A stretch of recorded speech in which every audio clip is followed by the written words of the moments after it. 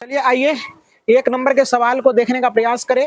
अब हमने सारे थ्योरी को करने के बाद इस सवाल को यदि आप करते हो, सारे थ्योरी को देख लिया है तुमने, तो कोई भी प्रश्न में दिक्कत नहीं होगा। एक चर में बहुपद कौन कौन है, तो सारे बहुपद का डिफिनेशन, एक चर वाले बहुपद, घात के आधार पर, पद के आधार पर सारी चीजों को बहुपद के बारे में हमने बता रखा है। तो चलिए ये एक नंबर सवाल है, कहता है कौन कौन एक चर में बहुपद है।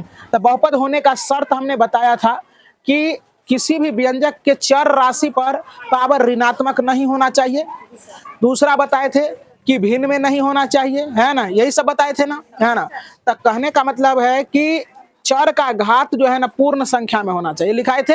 तो चलो देखो, तो देखो घात यहाँ एक से एक्स दिख रहा है ना, और चर का घात यहाँ एक है या यहाँ दो है, तो ये क्या है, बहुपद है। लिखेंगे क्या, यह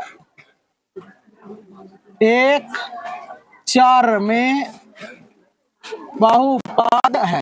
कोई दिक्कत? अब देखने का प्रयास करो इसको, है ना। अब ये भी देखो, चर का पावर क्या है, दो है ना, तो दो क्या है, पूर्ण संख्या है ना, तो ये भी क्या हो जाएगा, और एक ही चर है ना, तो लिखेंगे एक चर में, यह एक चर में बहुपद है ना। अब देखो यहाँ ये बहुपद होगा क्या, देखो इसको तोड़ेंगे तो 3 और टी का पावर रूट टूटेगा तो 1/2 भिन्न हो जाएगा ना, प्लस टी और √2, तो ये क्या हो जाएगा, चर का घात यहाँ क्या हो गया, भिन्न में होना गया, तो इसलिए यह बहुपद नहीं है, यह बहुपद नहीं है। सारे बच्चे को समझ में आ रहा है ना। अब इसमें देखने का प्रयास करो, इसको भी सॉल्व करेंगे तो y होगा प्लस, ये ऊपर जाएगा तो 2 गुना y का पावर माइनस हो जाएगा ना, तो ये भी क्या होगा, बहुपद, यह बहुपद नहीं है।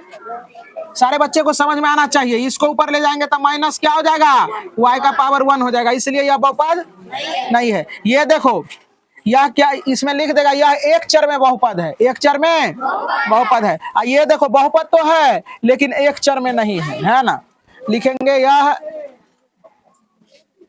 बहुपद है लेकिन